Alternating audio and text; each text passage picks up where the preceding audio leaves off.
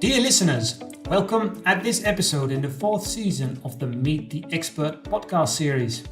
In this series, together with well-known experts from around the globe, we explore challenges and opportunities in the big veterinary world.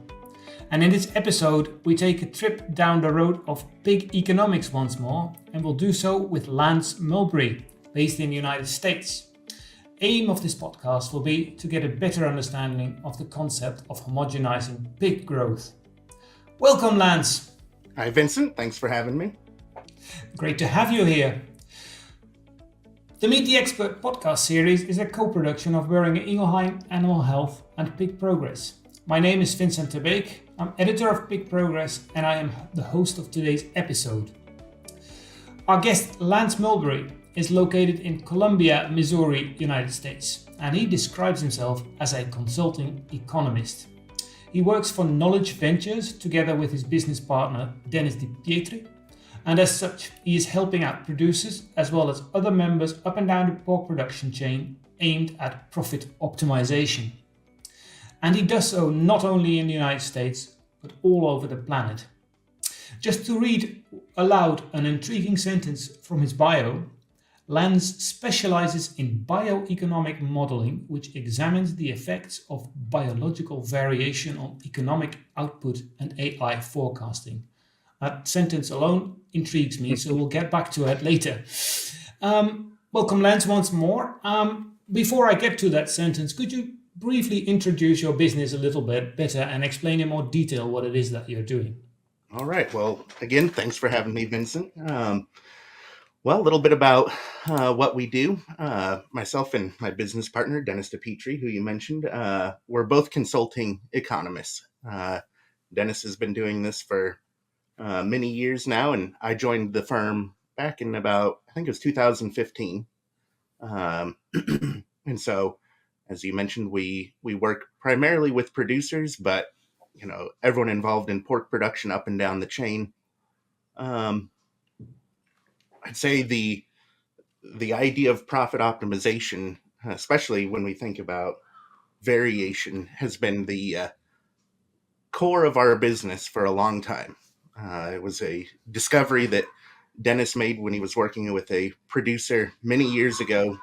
He started looking at individual slaughter weights, and he saw just how much variation was impacting that producer, and so ever since, it's been at the core of our business. Excellent. Well, we get back to the variation a little bit later. Just to get to know you a little bit better, in the intro, I mentioned that you are working with producers all over the planet and, industry partners all over the planet. Could you give a bit of an idea whereabouts you have been having customers, just because we've got listeners from all over the planet as well? Right. So we work with producers here in the U.S., but we've also are currently working with producers in China, Eastern Europe. We've got new clients in Brazil that we're beginning to work with, in other parts of South America. So really all over the planet, as you mentioned. And in the intro just now, thanks for that, I read aloud that you are specialized in bioeconomic modeling. I think that could do with a little bit of a clarification. Yes, it's a fun buzzword to throw around, but really it's a pretty simple concept. Agriculture is a just inherently variable process. I mean, from the weather to prices, to growth, whether we're talking the growth of crops, animals, whatever it is, everything is variable in agriculture. And so when we look at that variation, really what we're trying to address is, how can we better understand the economics and the optimization, economic planning behind just that very intensely variable production process. Mm-hmm. Yeah, that's substantially different than, for instance, industrial production, because exactly. There you can strive for standardization, so to say. Exactly. And most industries are fortunate that a lot of their production is very standardized. There's a lot more certainty, I guess you might say. If you think of a factory, for example, and assembly lines, it's a fairly straightforward process where, everything should be working in a particular fashion. In agriculture, like I said, everything is variable, so we try to really focus our work in all those moving parts, bringing them together and kind of developing a better economic understanding of what's happening. Understood. Now I go back to that sentence that you mentioned that were introduced earlier on, and there was also the concept of AI forecasting in that description. Or what is that exactly?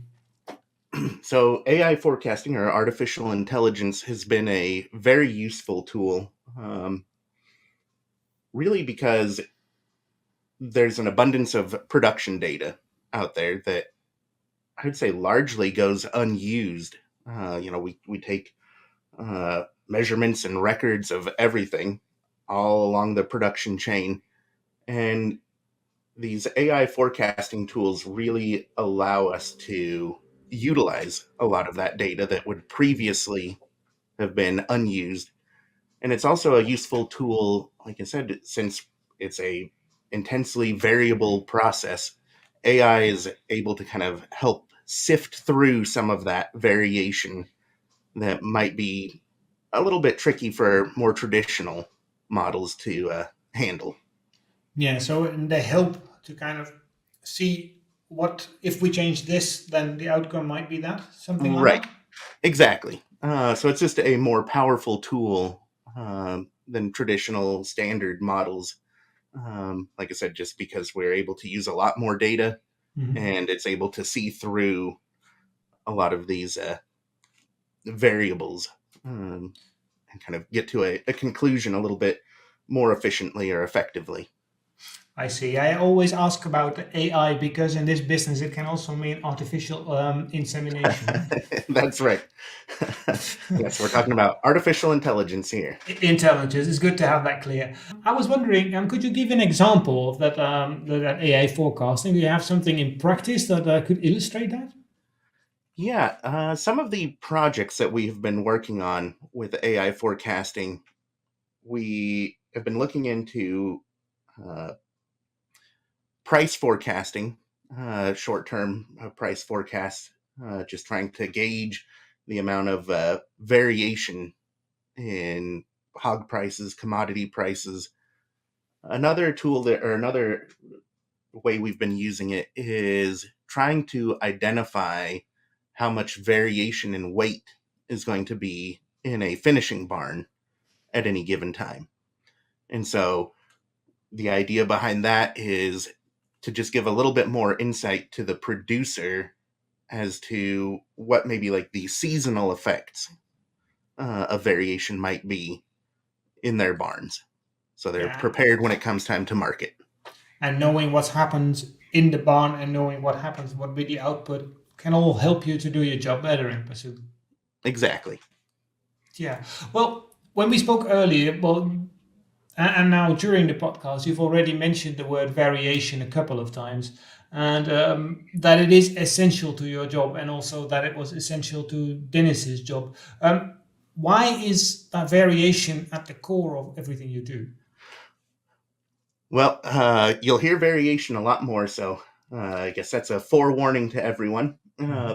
But it's important to me because when I first started with Knowledge Ventures, the first big project that I was working on with Dennis was we were trying to make the case that traditional means based economic models, ones that just use average values, systematically underestimate the cost of disease. And the reason for that is they don't look at the lightweight pigs in a barn. So when disease hits, it tends to skew the weight distribution to the lightweight side. And these traditional models are just looking at the change in the mean. But the challenge comes in that lightweight animals in most markets uh, have a asymmetric valuation. So they're worth, per kilogram less than just, that weight change, because they're being penalized by the packers or the slaughterhouse. And so because these traditional models were not accounting for that asymmetric economic impact, they were underestimating what the cost of disease was. And so when you kind of take a step back and see that this is a industry-wide problem, it really got me fired up to pursue this more, because you see that, this isn't a problem for one producer in one country. This is producers globally face this challenge, and that there's kind of a core misunderstanding about the cost of disease. Yeah, and I get from the, if you would focus on averages, and you think, okay, well, if we've got a couple of lightweight pigs, we've got a couple of pigs that are too heavy. In the end, it will equal each other out. But that isn't exactly the case, is it? No, that is something that has been brought up to me a few times, where the heavyweight pigs cancel out the lightweight pigs. There are two problems with that. One is that when we think of a weight distribution, it's almost never a normal distribution, so symmetric around the mean. It's almost always skewed. And then when we talk about disease, that causes it to skew even more. So it's a not normal distribution, in the least. So if you're kind of using that logic of heavyweights cancel out lightweights, you're kind of making a fundamental mistake in your estimations. The other thing is, even if we were to assume that it is a normal distribution, the fact of the matter is, and I kind of mentioned this earlier, most pigs, when they're taken to market, they receive penalties or premiums from the slaughterhouse based on weight. And those penalties and premiums are almost never symmetrically distributed around the ideal weight. Depending on the market that you're in, they may favor lightweight pigs more, so they'll have less penalties. They may favor heavy pigs, and they'll receive less penalties. So it's different from market to market, but it's never a perfectly symmetrical valuation, because, as I mentioned, the slaughterhouse is trying to then process these pigs, and so they have certain costs that they have to take into account. So they might say, well, based on our costs, it's not worth as much to us to process a smaller pig, so we're going to penalize those more. Or they might say, there's a lot of demand for smaller, leaner pigs, so the penalties are less. So it's a asymmetric valuation. So those two factors alone kind of mean that if you're just looking at it averages, because you're assuming there's a normal distribution behind it, you're going to be making some mistakes along the way. That is very clear. Do you feel that this problem is underestimated worldwide across the board? I would say very much so, though there is kind of a change in the industry, where I think people are starting to become more aware of this. And I think part of that is, as pig production becomes more competitive, it's a global market.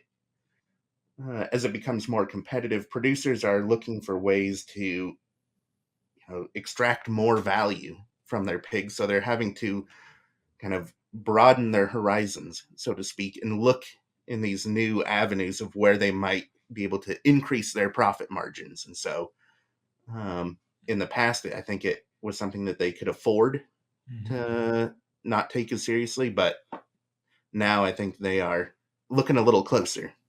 I see. Technology is moving on, so that helps them a lot as well. Right. before we look into the animal health angle of this whole idea, what can cause the variation? Well, the disease are obviously one, but are there other causes for variation? Well, there is, as I mentioned, kind of at the top of the show, Mm-hmm. um, agriculture is variable, and so there's just going to be a natural amount of genetic variation. So it's a fact of life. The next biggest cause of variation is going to be disease. Mm-hmm. Um, but then apart from that, it's going to come down to nutrition and management.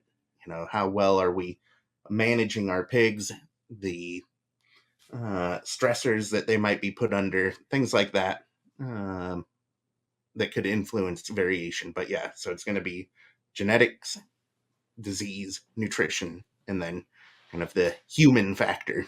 Yeah, yeah. Okay, well that's a clear direction. Okay, well as we are talking about animal health here, um, let's look at that. Could you name some viruses, bacteria which have had always a strong effect on homogeneity?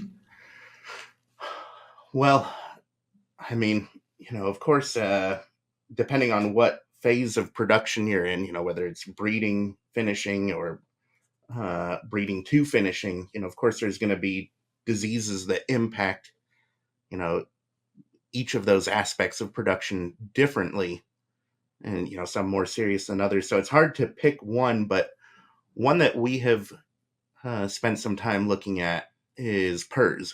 And I Mm-hmm. think people understand, how economically devastating PRRS can be on the breeding side. Mm-hmm. But we've done quite a bit of work to show that it has a substantial impact, even in finishing. So I think it might not be as common as it once was, but you can see there's a little bit of a mindset. Well, in finishing, it's not too bad. Those pigs are going to go to slaughter anyways. Mm-hmm. So, it's something that we don't have to spend as much time trying to control for as we would on the breeding side. But like I said, it can have a very substantial impact. And that impact is largely due to the increased amount of variation I see. in And the now we're barn. So, talking about subclinical or clinical disease here. most of our work has been focused on clinical, though we are starting to begin some projects and are currently working on some projects looking at subclinical PRRS. And we're also really starting to look at the co-infections that, typically Mm-hmm. crop up alongside PRRS. And again, it's a big variation is the star of the show when it comes Yeah. to the economic damages, because when we start to look at these co-infections, or even in subclinical cases, what we tend to see is that there's going to be a subpopulation of pigs that just don't put on weight like their healthier counterparts do.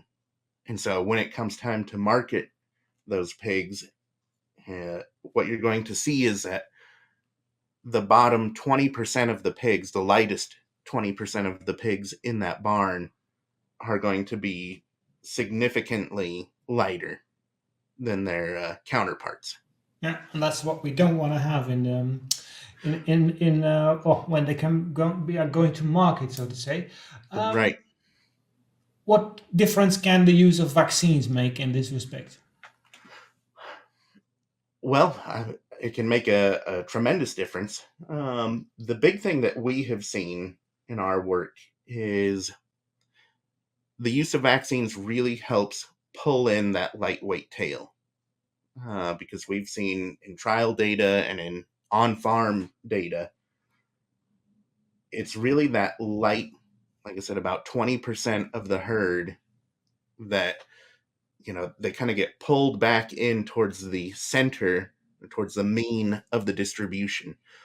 And so in some of those cases, it doesn't have a big impact on the average weight for the Mhm. whole barn or for the group being marketed. But by pulling in those lightweight animals so that they're a little bit heavier, not growing so slowly, can have a huge economic benefit, because what typically happens for most producers is when it's time to market, if you're marketing in batches, so you'll bring a truck, you'll fill it with the heaviest pigs, take them to market, then, a few days later, you'll come and take the next truckload and so on. Well, when you finally get to that lightest group of pigs, it would be great to let them spend more time in the barn to get to a better, more profitable weight. But that's a luxury that most producers don't have, because there's a new group of pigs waiting to be placed into finishing. So they kind of have to be marketed as is. Yeah. And they're underweight, and it can just be a real economic loss on that last load. So with vaccination, like I said, the big impact that we see in finishing is it really improves the performance of that last load. And now everyone who's listening would like to know, well, give me data, show me how much does it yield? Do you have calculations for that? Yes. So we have done, this was actually a project that started in the US with Behringer, where we were looking at, this was a trial. And so it was comparing two vaccines, and on average, they looked like they were performing the exact same. Average weight of the two trial groups was identical. But what we saw was that in that lightest 20%, there was a improvement in performance. And that difference came out to about $2.70 US per head difference in those animals. And so what we then did is we said, oh, well, that's a very substantial number there. And so we wanted to kind of explore that more. And so we actually looked at, I think it was at least two more studies, one more in the US and one in Korea, and saw the exact same things. Some of them were on-farm trials. Mm-hmm. And so we saw the exact same thing, where average performance was very similar, but it was that lightweight tail where we saw, like I said, about $2 to $3 in each case difference, or more value per head. Yeah, and then it depends a little bit on the local market how much difference they would give Right. the slaughterhouse. But I think the tendency everywhere around the world is that they prefer to have the animals as uniform as possible. Exactly, because then by having a more uniform, more homogeneous, you're really going to avoid that problem of, your last load out of a finishing barn being just a kind of a money pit. That's where all of your losses are going to be. So if we can avoid that, have a more uniform herd, this is going to increase your overall economic performance. I see. And well, if you share that message with your customers nowadays, does it help that you can also show them hard data? Yes. Showing them hard data, especially if you can show them with their own data, which we've done a few times, it becomes very impactful. And, I was recently at a conference, and there was a lot of discussion on diagnostics and disease monitoring. And as I was sitting there listening to that, and that's important because we need to know what disease is in the barn so that we can properly treat it. And so when it was my turn to go up, I said, your data, your slaughter weights, that's your economic diagnostic tool. And so, I would make a strong plea to everyone listening, especially if you're a producer. If you're not currently looking at individual slaughter weights, I would encourage you as strongly as possible to try to get that information from your processor. Sometimes they can be a little hesitant to give that up because it's more work for them or whatever reason might be, but put in that effort to get that information.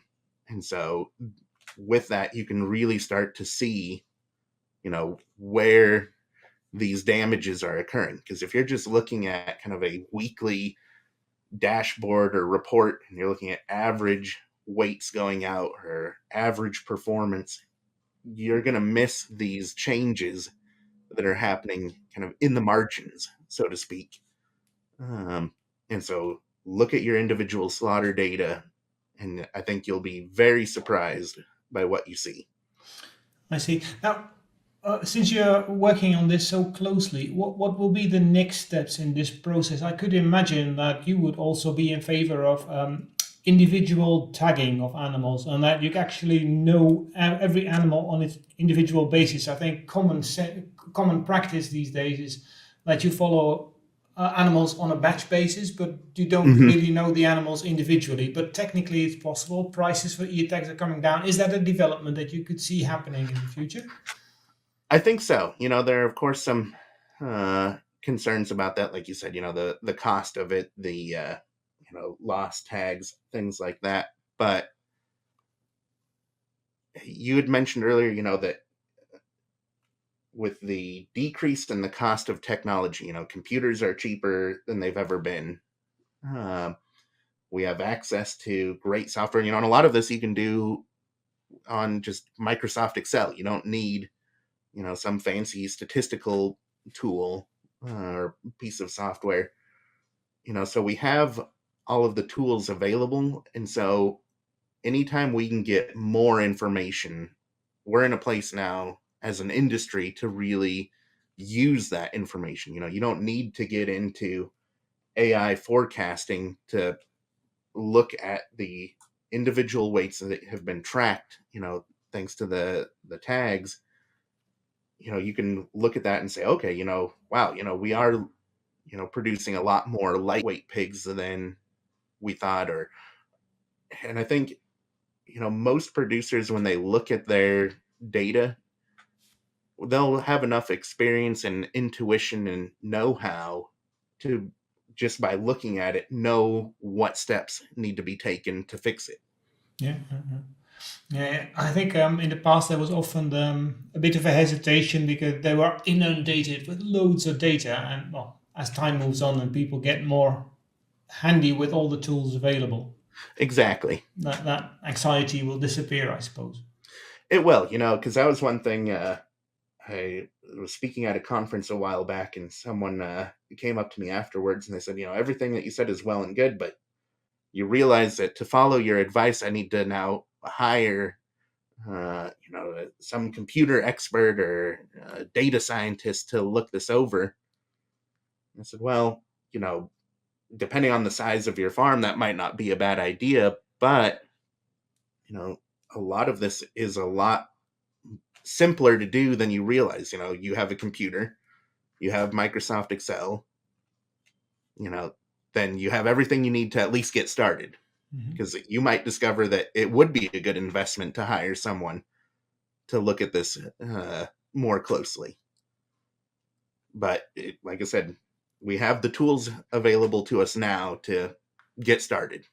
True, and if people run into trouble, they know now who to turn. That's right. If I want to round things up, there is one question that keeps popping up in my mind. Obviously, you would have to invest in a vaccine, for instance, to obtain that higher amount of uniformity in the. Did you take that into account when you calculated all the results?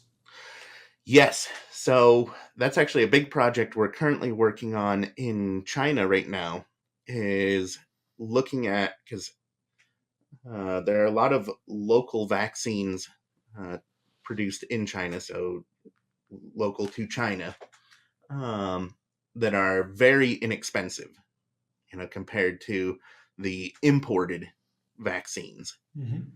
And so the big challenge there, though, is that these local vaccines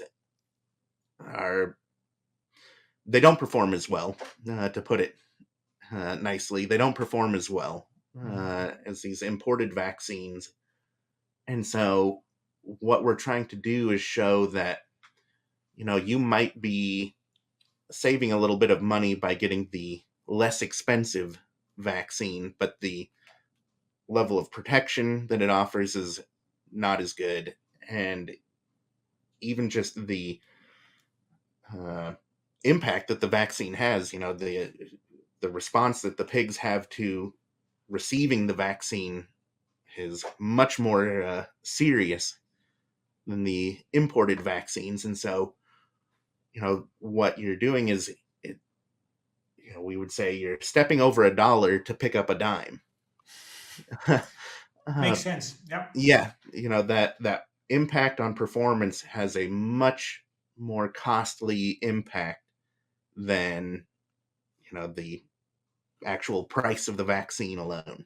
Yeah. So sometimes it's better to go for that investment because it pays it back definitely. Yeah, exactly. Fantastic. I think that's a good conclusion to leave our listeners with. Unless there was something you wish to add. Well, I'll just say it once again. If you don't have access to it now, put in all the effort you can to get your slaughter data, individual slaughter weights, and start looking at that. And like I said, that's going to be your economic diagnostic tool. Sure. And there's going to be a wealth of information there that will open up a whole new world of possibilities for you. So that would be my closing message. Fantastic. Now, I think that our listeners have learned a lot from you. So thank you for being with us. Well, thank you for having me. It was a lot of fun. A last reminder to our audience before we close off: you will be able to find this website, this podcast, also back through the regular podcast channels, as well as at the website of Pig Progress. Just search for "Meet the Expert" by Pig Progress and Boehringer Ingelheim Animal Health.